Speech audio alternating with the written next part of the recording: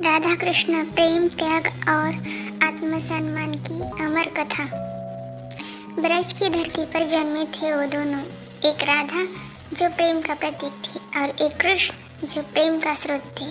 जब कृष्ण ने पहली बार राधा को देखा तब वे एक छोटे बालक थे, लेकिन आंखों में एक चमक थी, मानो आत्मा पहचान गई हो। राधा कोई साधारण स्त्री नहीं थी, वह थी कृष्ण की आत्मा का प्रतिबिंब। वो प्रेम नहीं था जो समझाया जाए, वो अनुभव था, वो मौन था, छोटे छोटे खेल, यमुना किनारे की लीला, रास लीला में मिलन, ये सब प्रेम के बीज थे जिन्हें भविष्य में त्याग और भक्ति का विशाल तटवर्ष बनना था। रासलीला सिर्फ नृत्य नहीं था, वो आत्मा और परमात्मा का संगम था।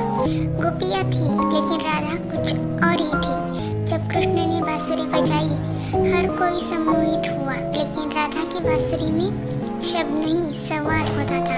रासलीला में कृष्ण हर गोपी के साथ नाचते थे, फिर भी सबको लगता था कृष्ण सिर्फ मेरे हैं। कैसे? क्योंकि वो प्रेम था जो सबका होकर भी राधा का रहा। कृष्ण मथुरा जाने वाले थे, उनका जीवन अब राजनीति, युद्ध और कर्म से जुड़ा चुका था, लेकिन राधा ने कभी रोका नहीं। उन्होंने कहा, अगर मैं तुम्हारी प्रेमिका बनकर साथ चलूं तो तुम्हारा प्रेम बन जाएगा। कृष्ण मुस्कुराए और सिर्फ इतना कहा, राधे, तुम्हारा त्याग ही प्रेम का सबसे सुंदर रूप है।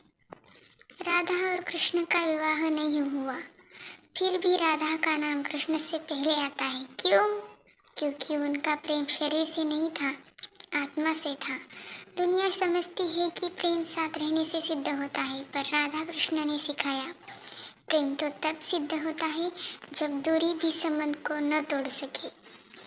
समय बीतता गया, कृष्ण द्वारका में थे और राधा वृंदावन में, पर राधा की सांसें सिर्फ कृष्ण नाम से चलती थी। वो बांसुरी की ध्वनि सुनती थी।